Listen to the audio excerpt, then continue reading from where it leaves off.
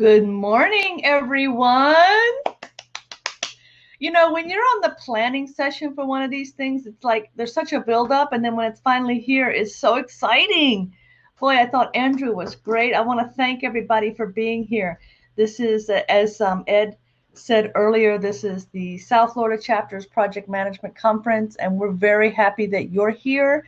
And we're trying this new great platform, and we're just so excited about it. We have some awesome speakers today, and the one that we're going to hear now, she's amazing. She spoke at one of our dinner meetings. I'm sure we'll have her back. She spoke at a dinner meeting last year.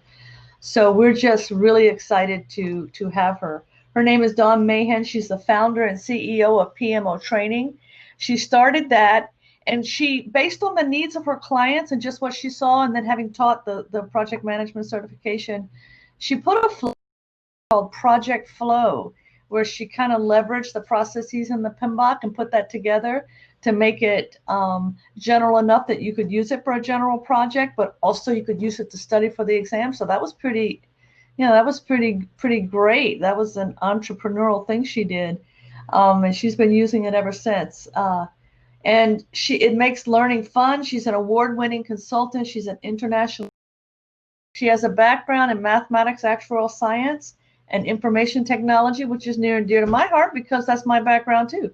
So I didn't know how much we had in common. So without further ado, we're going to welcome Dawn Mahan.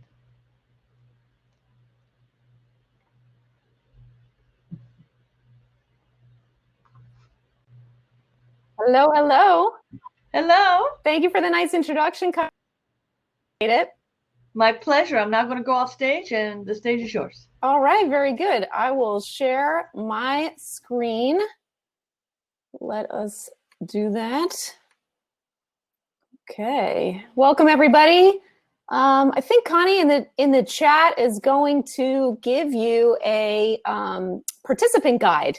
It's one pager, and it should help you stay engaged in the presentation today. So, Connie, if you could make sure that that's in there for everybody, that would be awesome. And then you should be able to access the participant guide if you like. You don't absolutely need it, but it sure does make following along much, much easier. Okay, and I am now going to share the other thing. We also have interaction with polls, thanks to my sponsor, Lively.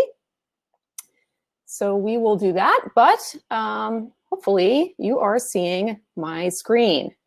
So give me a thumbs up, give me some kind of indication that you are seeing my screen. Please, please, please.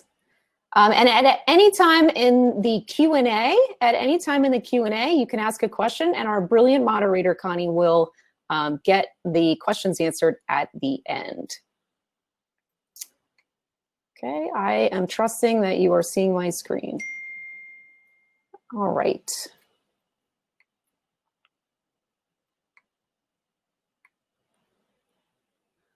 All right, so welcome to the Culture Countdown, creating a culture that values project management. I am so, so glad you're here. We're gonna do a top 10 countdown checklist that you can use right now. We're also gonna do some polls, so get out your phones, and I know it's right next to you anyway, so get out your phone and you can participate. I promise, I hate spam also, so I promise never, never, ever to spam you. So please do participate by texting culture to 855-635-3008 on a US phone so that you can be part of today's conversation and participate in the polls, which you just saw a little preview of. Okay, and at the top here, you can see it's still there if you haven't done it yet. Participate by texting 855-635-3008. Text culture to that number, and so that you can participate and have your voice heard. Okay, so when you've done that, I'm gonna launch the poll, so you'll be able to see that as well. And I've been introduced here, but I wanna hear from you and see who is with us today. Since I can't see a show of hands exactly, we're gonna do it like this. So go ahead and text culture to 855-635-3008 to participate, and then vote A, B, C, or D. I'd love to know who is in the room. So what's your CAP-M or PMP certification situation? Not interested in that, interested in that, certified under a previous edition, or certified under the current 6th edition. So I see the poll is working. I love it. Thank you, Lively, for making the poll, the session a little bit more lively so that we can see who is there, who is in the room. Okay, all right, so 57% certified under a previous edition. Me too. I was certified under the 2nd edition. Certified under the 2nd edition, I was. Any of you certified under the 2nd edition, also give me a chat, say hi, say 2nd edition. That's when it was like this thick. Now it's a whopping 750 plus pages, which is amazing. So many of you certified under their previous edition. Nobody's not interested. Okay, cool. So we have a lot of ambitious people here. All right, awesome. So you're still coming in. I'm going to give you another second to get into the poll. And please do, by the way, please do only vote once on these polls. Only vote one time on these polls. And because it will take multiples, but that seems silly.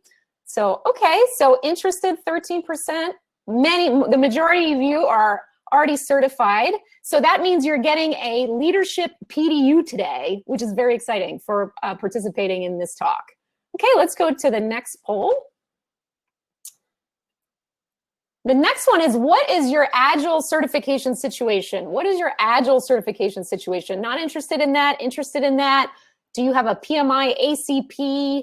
Do you have a non-PMI related Agile certification, like Scrum Master from the Scrum Alliance or some other kind of Agile cert? So not interested, interested, PMI ACP, you have it, or some kind of non-PMI Agile certification. It's kind of getting a pulse on who you are and where your head is. Okay, interested. Okay, we have some PMI ACPers. We have 22% non-PMI Agile certified. Very cool. By the way, I'm looking at my other my giant screen over here and looking at you with my MacBook Air. Okay, cool. Interested, not interested. Fair enough. You know, some industries you just don't need it, right? It just doesn't make much sense. Like if you're building buildings, for instance, the humans have been building buildings for 5,000 years and didn't use, you know, Agile. So I would imagine we should continue with that given the building codes and we like to be safe. So very good. Okay, I have a non-PMI. Okay, all right, cool. Very good. So many of you are interested. Very interesting. All right, so this is about our topic today. We know more about each other now. Does your current or last organization, if you're in between jobs or retiring, does your current or last organization value project management? No, they do not. Sometimes, most of the time, or yes, they value project management. What do you think? What do you think about your current or last organization if you're in between? Do they value project management? Some of you are very lucky, I see. Some of you are very lucky that yes, they do. Most of the time, sometimes. We have no no's. That's good. That's good. Okay, it's interesting. Sometimes I do get the no's, which is, you know, a shame, right, for the project managers, pushing that boulder uphill. Sometimes, most of the time, yes. Okay.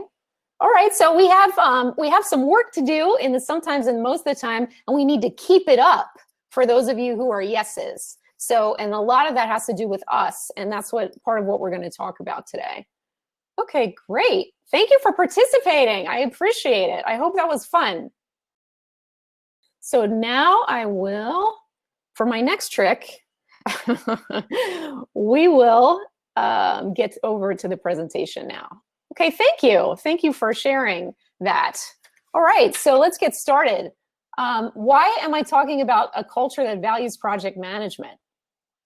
Well, in 1970, not exactly an eon ago, it took 108 guys some 5 days to unload a ship full of timber. And now, 8 guys, 1 day. Over 90% of us now work at white-collar jobs. It's a brand new ballgame. The white-collar revolution is on. The accounting shop is coming under the same productivity searchlight that those docs did. The revolution, information systems, IT, the web, globalization, global deregulation. All of what I just told you was written in a book by Tom Peters, published in 1999.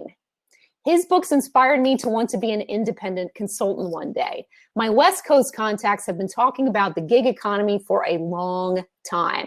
PMI is talking about the project economy now, but to me, it has been brewing in sectors like IT for years, which is where I spent the majority of my career. And I feel that right now, we are at a pivotal time in history that is ripe for the project economy to infect many more industries and professions. Today, many of us are working from home, and that means talent can be sourced by anyone, anywhere. I've seen it myself, having been invited to the UK and Vancouver virtually to share this very session that I'm giving today with you. The ultimate irony has occurred. We are quarantining at home, and yet the borders have all just come down. Project managers need to be distinct or become extinct. For the project economy to work, everyone involved in projects, from the executive sponsors to team members to stakeholders, will need to see and feel the value of good project management. I've been seeing this phenomenon during my entire career. Companies buying and selling each other, resulting in layoffs. Economy downturns, resulting in layoffs. New companies being born, stealing market share from the big dogs, resulting in layoffs. But the good people always find a way. People who have good project management skills can much more easily cross industries and companies. Now that everyone can work for anyone, anywhere, without leaving the safety of their homes, your influence skills, dare I say your leadership skills, are not only important for you, they are important for all of us. Because those of us who have project management in our titles are the face of project management to those people we work for and with. Creating a healthy project culture that both gets stuff done and cares about people is a key element in driving the success and sustainability of the project economy. The world is inventing new things at a rapid pace. These are projects. We can collaborate with people seamlessly anywhere with an internet connection. It's both a terrifying and exciting time. And speaking of time, here are the highlights for our remaining time together. I'm going to share some insights from PMI's Pulse of the Profession study to ground us in what they've discovered about the importance of culture. I'll take you through the top 10 culture countdown. I'd love for you to really follow along and self-reflect on which tips might help you bring your career to the next level and which ones you believe your organization should focus on to really move the rock, or keep, for those of you who said yes, they already value project management, to make sure that stays that way. Then at the end, I'm going to ask you to participate in a poll and give us your top 3 and share everyone's collective results. So forgive me, I am a pretty huge fan of James Bond. And so by participating in the polls, it's kind of like you can become a spy. We already learned about each other in the starting poll. And then at the end, we'll wrap it all up and you guys can compare your own answer to the groups. So whether I run this for PMI chapters in the UK, Canada, or inside a corporation, I find these group insights to be completely fascinating. So I can't wait to see what you think about them. I hope you like that too. Also, I'd suggest you'd want to stay to the end, not just so that you can become a spy, but because I'm giving away free stuff. So thanks to Lively's handy auto response feature, I invited all of you to say hi if we're already connected on LinkedIn, or to connect with me if you're not, because I would love to send a post-event follow-up and thank you for joining me here today. Also at the end, I will reveal how you can get access to your official completion certificate, which looks a lot like the image you see here, and the takeaways, which will be emailed to you on Monday if you do participate in the end here. Those you can use on the job, okay? At the end, I'll also be giving away free access to our app, which is the Project Flow app that Connie discussed, and also a seat in our micro-certification course coming up in December called Decode Project Management, also using the Project Flow app. It's a lot of fun, and you get to show the PMBOK Guide 6th edition, Who's Boss, by playing a game in only 4 weeks. So that's pretty great. I've gotten a lot of awesome feedback on that. And but you must be present to win. So do stay until the end. Again, you're welcome to submit questions anytime in the chat. And when we get to the end, our brilliant moderator, Connie, will serve them up to me. So speaking of brilliant, let's see what PMI has to say about culture. All right. This year's Pulse of the Profession study was issued on the 11th of February and is called Ahead of the Curve, Forging a Future-Focused Culture. So it's top of mind for PMI too. In there, they said organizations that undervalue project management as a strategic competency for driving change report an average of 67% more of their projects failing outright. Wow. Now, I started looking at these in 2017 when the Olympus Corporation in the Americas suggested that I come talk to their project management folks about this very topic. And in 2017, they said an average of $97 million of every $1 billion spent on projects is wasted as a result of poor project performance. Who wants a piece of that for themselves? This year, they say 11.4% of investment is wasted due to poor project performance. So this means things are getting a bit worse. For every $1 billion, now 114 million is wasted.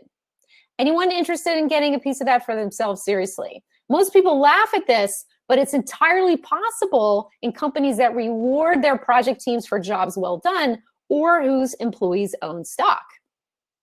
In 2017, the question posed was, how high a priority is each of the following within your organization? And the last item in the chart is creating a culture that values project management, the exact topic of our discussion today. And out of the 200 executives surveyed, 64% said creating a culture that values project management is a top priority. I get that by adding the 23% who said it was a very high priority and the 41% who said it was a somewhat high priority. But what's really interesting is that only 4% said it was a very low priority. Hopefully that's because they already feel they have a culture that values project management. So here in 2020, things could be getting worse too. They posed the question a little differently in 2020 and show us the percentage of organizations that place a high priority on a culture that values project management. But the statistic, all we have to do is flip it from the 64% in 2017 to now. This year's number is 46%. Could we argue about the data? I have a math degree. We can always argue about the data. What I see here is that it made the list in 2017 and it made the list in 2020, but it's still at the bottom of the list. So is the data saying that they already value project management, so these other things are just a bit higher on the list right now? Or are they saying that organizations are placing less value on project management as a profession? So I have this client. My team and I help them install what we call PMO Lite. We trained the project sponsors, we trained experienced people who were being asked to step up and become project managers, and we were coaching them all to completely transform how they work, and they were doing great. They were getting it, and they were getting stuff done. This company was already in financial trouble, which is why they needed good project management so badly, and then COVID happened. Their biggest revenue generator are in-person events. So for the first time in their 50-year history, they laid people off. Our client sponsor was one of the people who got that surprise, horrible news. They gave us a new client sponsor who was the chief marketing officer. Now, this woman worked at a giant company you would all recognize before she came to the smaller one. And guess what she thinks project managers are? Stenographers that schedule meetings. She really believed this, and there was no convincing her otherwise. It's really not her fault, because somehow, through experience, This is all she saw project managers doing. So more on this later. But if you're a project manager, you suddenly become the face of project managers to all of the people you interact with. So for the sake of yourselves and all the project managers that get to work with those same people after you do, I'm glad you're here. I hope that you will find something in what I share that will help you buck the stigma that is real from people you would never expect. So creating a culture that values project management generally requires proving that project management delivers value. So what value are your projects focused on delivering? I pause so that you can think about that. Is the value you're trying to deliver on your projects clear enough?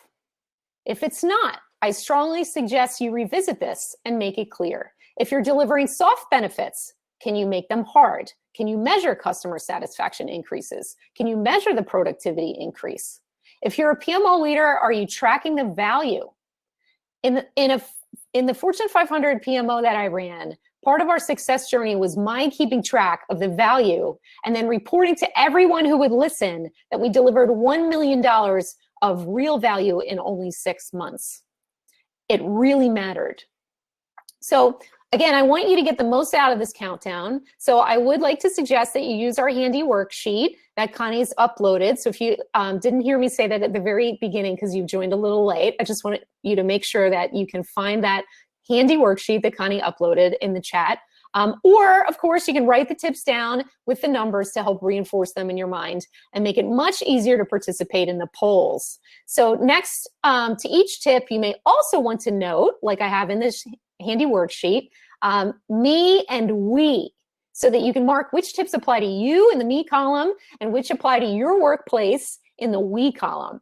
And as we go along, you may want to note the ones that really, really resonate with you. Like you laugh, you get a visceral reaction to it, somehow it hits you, because those may be the ones that are in your top 3, which I'll be asking you about at the end. Okay, so I hope you have your worksheet or notepad ready. Let us begin. Who else likes minions? Okay, as we run through our top 10 countdown, please know that number 1 is really important, but so is number 10. They really aren't in any particular order. This order, in fact, is up to you. Some of these tips may validate what you're already doing well and encourage you to keep up the good work. So what can you do immediately to make a difference and help shift the culture or keep it that way? Let's get started. So how many of you have been to London and ridden the tube? The first time for me was in college. I spent the last semester of my senior year in Cambridge, a dream come true for me. If you haven't ridden the tube, then you may not have seen this sign that says mind the gap, which you can see here at the bottom. Even back then, this seemed like a ridiculously obvious reminder that I could get hurt if I don't watch out for that space between the platform and the train. And so this tip called mind your face may seem ridiculously obvious too, but apparently just like in London, it must not be. So let's talk about it. Since you're here, I assume that many of you are now the face of what project management looks like to the people you're working with on projects. You have a nice face, so that's not a bad thing, but it is a big responsibility. What you do and say and how you do it and say it reflects on everyone in this community. You are critical in helping to develop a culture that values the project leadership role that you are likely in, whether that role is part-time in addition to your day job or full-time. And therefore, helping to create a culture that values your hard work. So let's talk about your face again. Face it, you are the face of project management to the people on your project. How many people are you interacting with? Your face has a lot of power to turn these folks toward you or away from you. There are 43 muscles in your face, and it can contort in all kinds of ways. Some say that when you say what you say and how you say it is 93% body language and tone of voice, and 7% of the words coming out of your mouth. Wow. Have you ever had a boss where you thought, why does this guy always look like he's sucking on a lemon? Did you have a boss where he was a good motivator, happy to see you, remembered something about you personally, and looked at you with kindness? Which kind of leader would you rather be? And yes, I said leader. I prefer to use the term project leader over project manager as a friendly reminder that project managers are leaders. When I was putting myself through college as a waitress, sometimes I didn't feel like being there. I was making $1.23 an hour, and somehow they managed to take taxes out of that. My paycheck was a complete joke, so I needed to rely on nice customers to tip me. On those days that I didn't want to be there, the first 2 customers got the fake smile. And by the third one, it was real. Sometimes fake it until you make it is necessary. But if you pay attention to what your face is doing, you can go a long way to being the approachable leader you need to be successful in this tough job. An army of approachable, trustworthy project leaders is important when we're working to develop a culture that values project management. While working with a large technology client in the United Kingdom, I met Arun Sood, a guru software developer from California working on a top secret cryptocurrency project. He said, I never appreciated my previous project managers until I got a bad one. Good ones are like the Wizard of Oz, behind the curtain, turning the wheels, pulling the strings, making sure everything is running smoothly all the time for everyone, and you don't even realize all that they're doing. I replied, let me guess. The new guy is waving his arms in a panic like Kermit the Frog, making everyone irritated and causing more harm than providing help. And his eyes went wide and he said in disbelief, how did you know? Hence number 9, don't be like Kermit, be more like the Wizard of Oz. This is somewhat related to minding your face. If your face shows panic, your project sponsor and your team will not feel like you have things under control and wonder what value your role brings to the effort. And in turn, make an assumption that all project managers don't have value. But I'm here to tell you that you do have value. And oddly enough, the better you are, the less people notice until they get a bad project manager to compare you to, which brings us to number 8. One of my PMOtraining.com colleagues is also one of my favorite Agile gurus, and he's a big Philadelphia sports fan. And when I was telling him how excited I was to do this talk for you, he reminded me of a quote. Now, you may have heard that the American football team, the Philadelphia Eagles, won the Super Bowl back in 2018. Eagles center Jason Kelce, wearing a flamboyant Mumbers costume, spoke at the Super Bowl parade. Well, it was more like a passionate rant. And he led the massive crowd in a song that included colorful language that I cannot say here.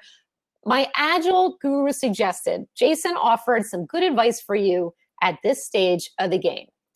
No one likes us. We don't care. Research tells me that the nobody likes us, we don't care chant originated with an English soccer club, the Millwall Football Club, which spent the majority of its 133-year history bouncing between the second and third tiers of English soccer. Like Philadelphia Eagles fans, their supporters channel that underdog mentality with attitude. This no one likes us, we don't care attitude may actually be a good coping mechanism to start when the going gets tough, or if you are not feeling the love from your team. This may help you to develop the thick skin you need while you're using the other 9 tips to create a culture that values project management. Once you're there, this mindset will become unnecessary because then, even if they don't like you, they will respect you. And that's what we at least hope happened in Philadelphia now that we finally won. I spent 20 years there. Project managers can be seen more as a concierge than as leaders. Why is that? Because people see you setting up the meetings, taking meeting notes, and essentially being a butler. Which role does your team see you in most? Butler, secretary, janitor, statistician, or leader? Now, I'm all for servant leadership, and we teach that in Agile, but we need to emphasize the leadership part. Do you put a lot of emphasis on what a pain the necessary but annoying administrative work is? If you do, I suggest you put an invisible cloak over that work. There's a deodorant advertisement that says, never let them see you sweat. I agree. Don't let them see you sweat, and don't let administrative work be the only thing they see you doing. You have much more value than that. Let them see you demonstrating value. When you facilitate the group to solve their own problems, that's leadership. If you're typing action items while you facilitate the meeting, use those to recap and make sure everyone agrees on the actions, and then hit send immediately before you leave the room. That shows them you are more than just a note taker with a title. You are a no excuses leader that is keeping everyone on task and moving the project along. As helpful as administrative assistants are, they generally don't get paid enough or are respected enough for all that they do. And many organizations have eliminated their positions. Project leaders lead.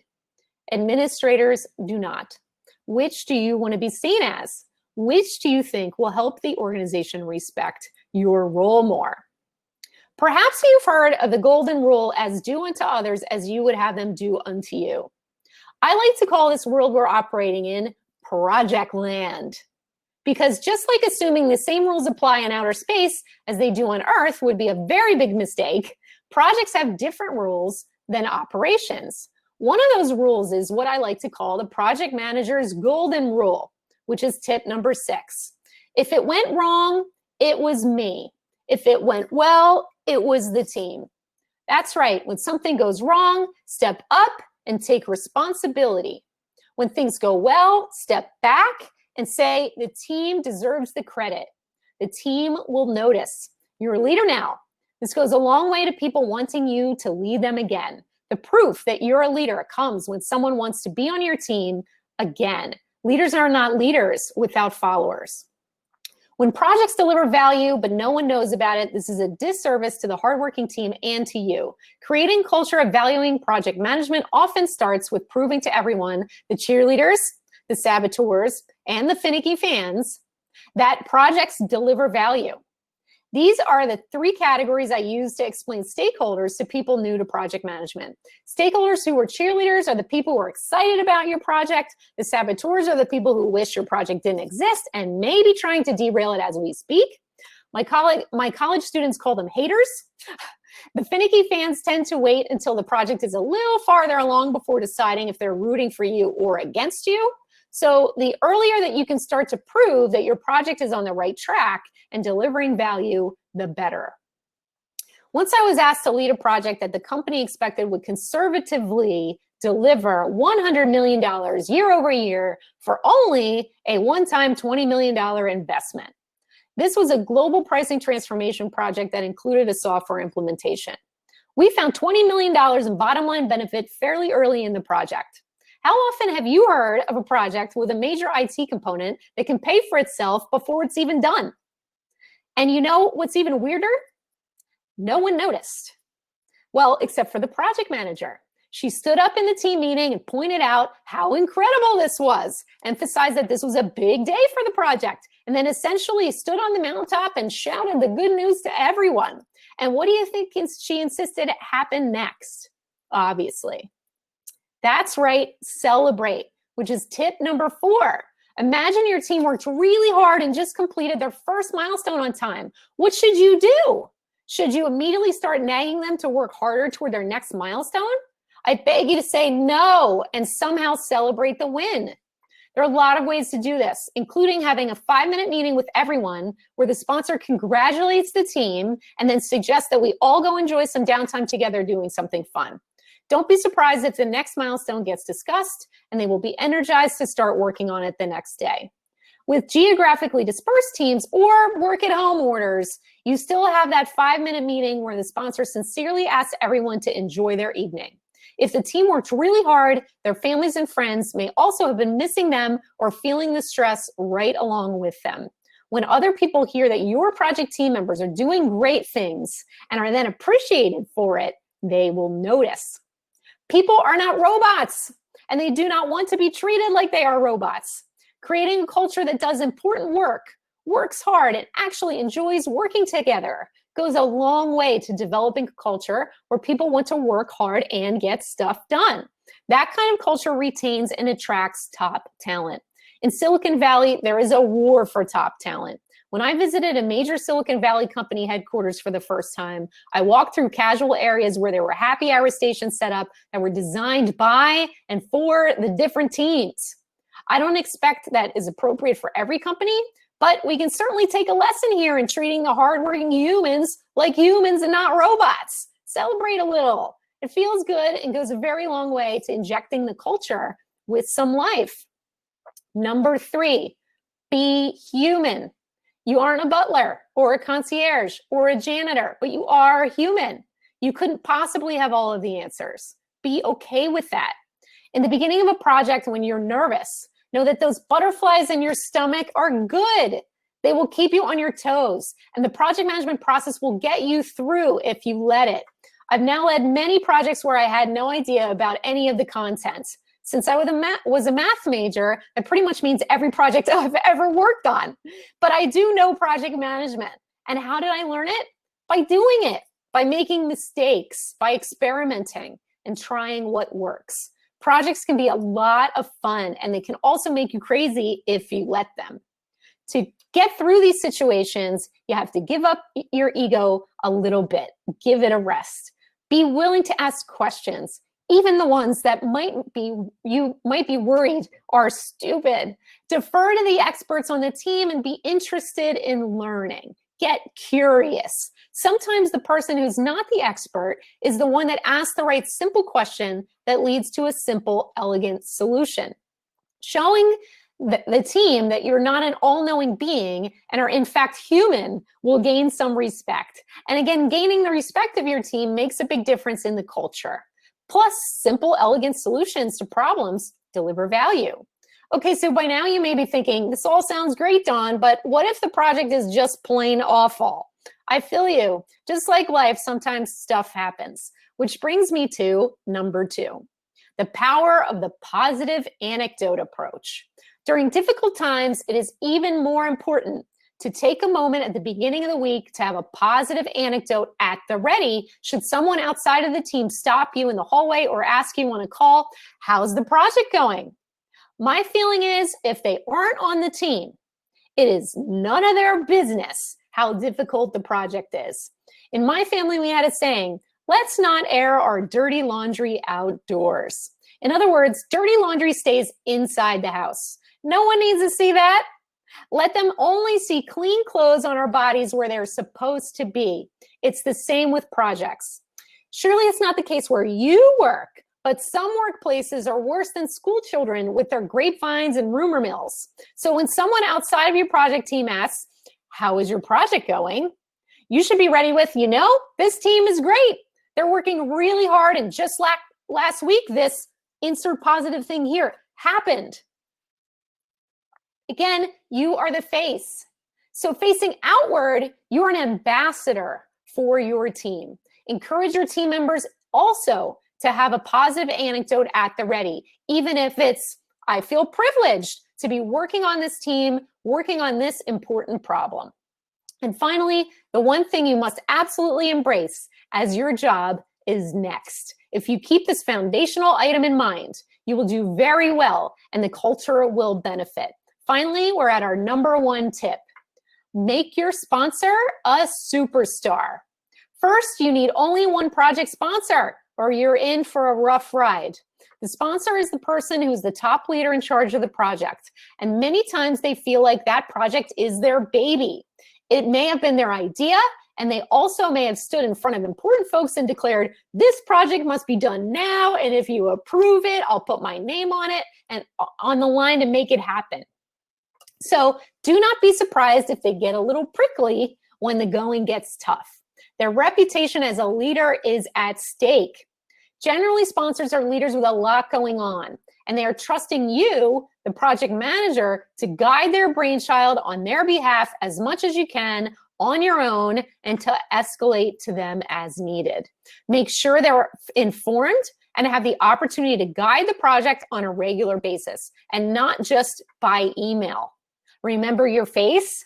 You need FaceTime with them for status reporting as much as schedules allow. These are the people who generally have the power to shut down the project at any time and be your and your team's best advocates or worst enemies when it comes to your next assignment.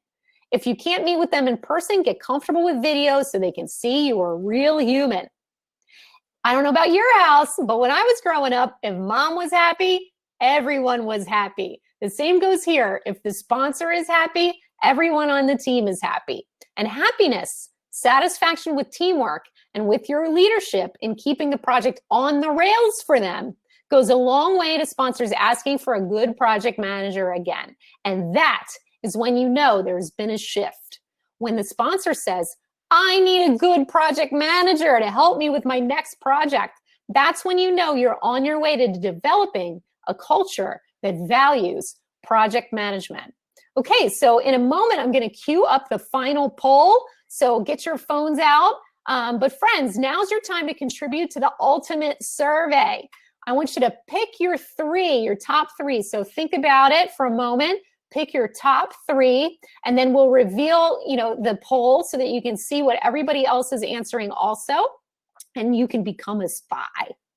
So the question is this: if you aren't perfect today, and you can only pick three, which three would you want to concentrate on so that you can influence the culture to value project management even more than it does today? Okay, so think through that think about your top three while I queue up the poll.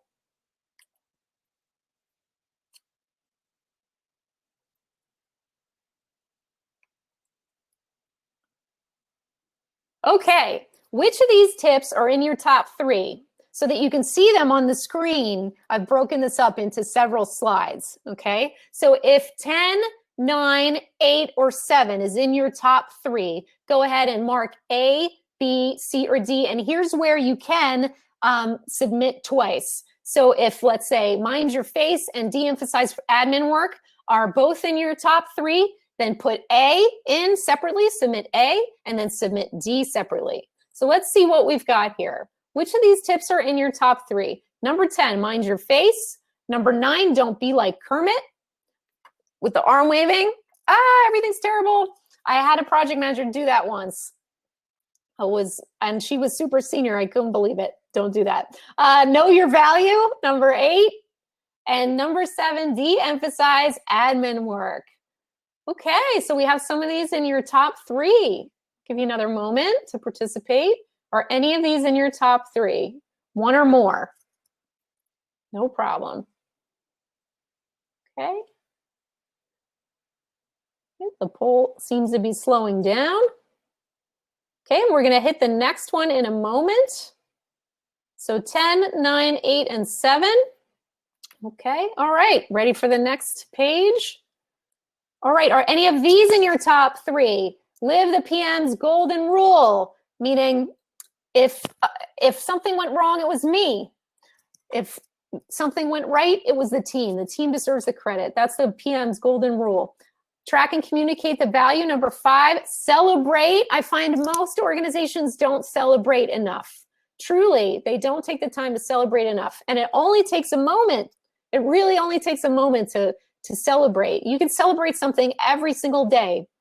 Celebrate the contributions your people make, but definitely celebrate those milestones, right? You've been driving toward them. They're worth a celebration. And number 3, be human. We are not robots. We should not be treated like robots.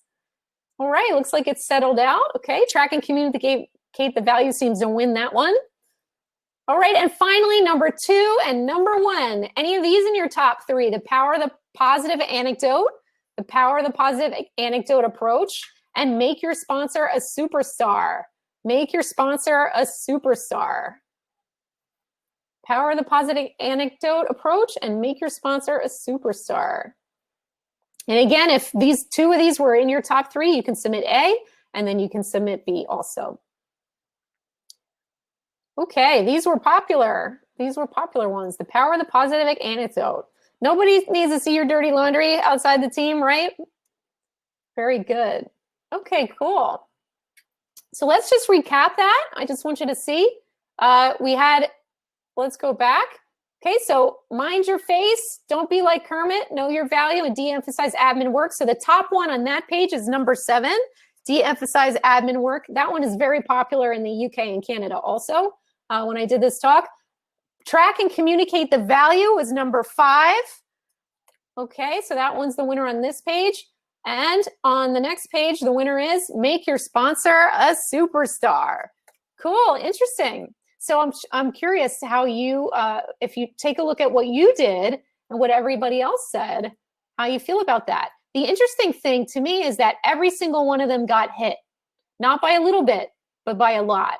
So these do tend to resonate with you, which is also super fascinating to me. Cool. All right.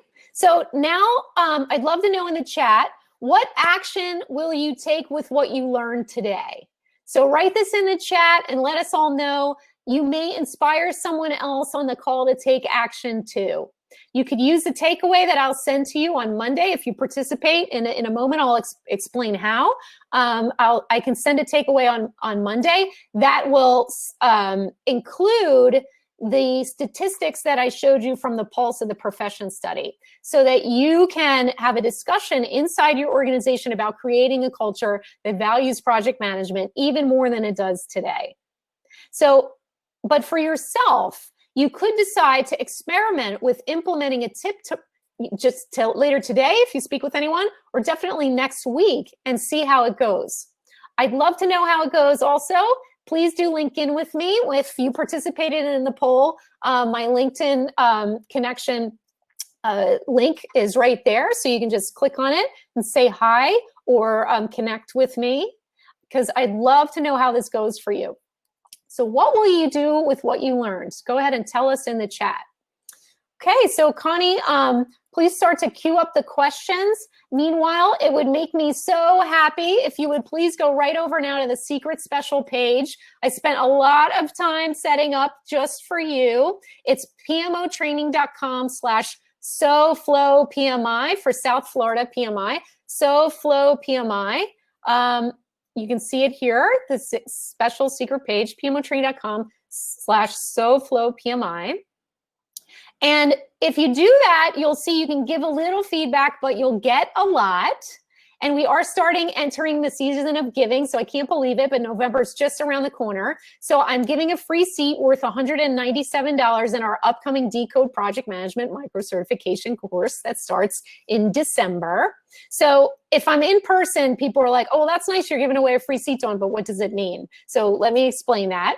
In that micro certification course, in 4 weeks, you show the PMBOK Guide 6th edition, Who's Boss, by playing a game. And I saw many of you are 6th edition certified. If you haven't used my tool before, you will see it completely differently.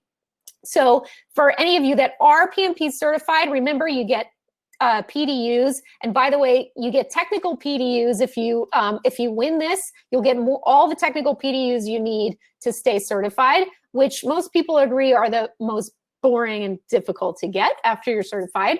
And if you are studying for a PMI certification or have been thinking about it, this course is awesome at helping you with the #1 most difficult part of the exam, which is the process. And if you aren't sure if CAPM or PMP certification is right for you, you will be by the time we're done with that course. So no matter where you are in your journey, the course is fun. It shows the world that you're current on the process, and the micro certification looks great on your LinkedIn profile and resume. So if any of this sounds good to you, be sure to check the micro certification box to be entered to win. Okay, I am giving. I am excited about that. I love giving a free seat at my talks. So for participating, you also will get the completion certificate. It will be emailed to you right away to the email that you submit. So if you don't get it, check the email you submitted and try again. It may have been just a tiny mistake. So make sure it gets to you. It looks a lot like what you see here on the screen. And so while you're entering yourself to win on pmotraining.com/SoFlowPMI, let's have some questions. And then we'll hear closing remarks from our host, and I'll announce the winners. So Connie, do we have any questions? That was awesome. Wow. You did a great job. So here's one question. From your experience, what has been your #1 of these 10? You know, what's so funny about that? I get that question a lot, and my #1 is all of them depending on the situation. Yeah. That's how I arrived at this. Yeah. Because I've, you know, as a consultant, you see a lot of situations and organizations. And I find that every situation or organization, you kind of need to emphasize more some of these differently than others. Yeah. But always, I think it's so hard. I'm like you, when I looked at that list, I said, well, all of them for me, but mind your face, like being confident, no matter what, you kind of roll with that's always something, as a leader that you have to keep in mind that you have to do. It's not always easy because sometimes, the stress, the adrenaline kicks in and you're just, you can go blank during the headlights. So, over time with the experience, you learn to deal with that. But that was just awesome. So many great things to think about. We actually didn't have any questions from the audience unless somebody's typing any questions in now, other than that one. So, well, I want to point out what Karen says. Yeah. Karen, thank you. She says, I think the mind your face also extends to the phone. If you're smiling, people can hear it in your voice. That's absolutely correct. Next time you're on the phone with a friend, right, do an experiment and be like, hey, can you ask me if I'm smiling or not? Can you tell if I'm smiling or not when I talk to you?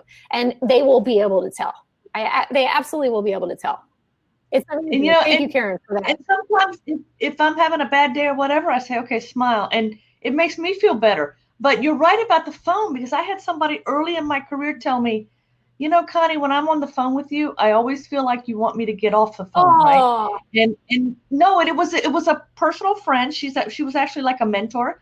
But what she was saying was that you need to be aware that when you have somebody on the phone, if you're going to take the call, then you need to give the time and you got to be patient. You can't be, okay, yeah, next, and sometimes that just creates ill will when you're not only on the phone, but just in general. But yeah, and that's where the fake it till you make it comes in, Connie, because sometimes you're like, I don't feel like doing this today. It's a nice day outside. I'd rather be out on the boat or whatever, like anything but this today. Yeah. So fake it till you make it does help, because the third time, the smile is real. It really is. It's amazing.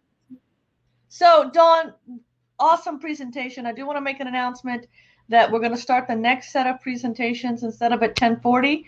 We're going to start those at 10:45.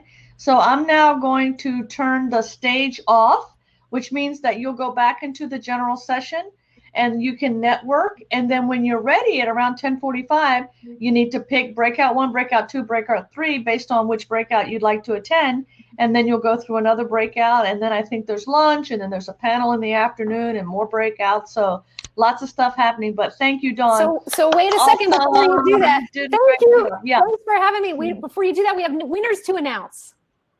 Okay. We have winners to announce. And by the way, while if you're still, submitting, that's fine. I have a request. I feel like I'm the new kid in school, and I just showed up at the Pinterest table, and I don't know anyone. So I'm brand new to Pinterest. If you're on Pinterest, please find me at Dawn J. Mahan and be my friend, because I feel super alone and I don't want to feel alone over there. I just signed up. So please do that. And you can follow me on any of the other things as well. But that's my real request for today, if you don't mind. So I am going to pick a winner. We're going to pick some winners here. Okay.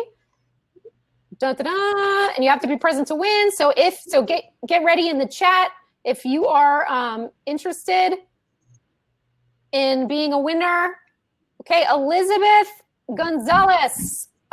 Elizabeth Gonzalez, you have won a seat in the upcoming micro certification. Are you there? Is she there? She is. Okay, wonderful. Yes. Congratulations, Elizabeth Gonzalez. If your name is not Elizabeth Gonzalez, don't worry, hang on tight. We're gonna have another winner here. Hold on. Do we have a winner? Okay, wait for it. Okay, one more. Okay, we have another winner, another lady, Andrea Lowry. Andrea, are you still there? Andrea Lowry, are you there? There she is. She is. Okay, congratulations. You won a lifetime access to the app, the Project Flow app. Awesome. So I will. Listen, we're gonna get booted off the stage here. So I will contact you. We gotta roll. But thank you guys. Thank you so much, Dawn. Thank you for having me. Thanks everybody. Bye guys.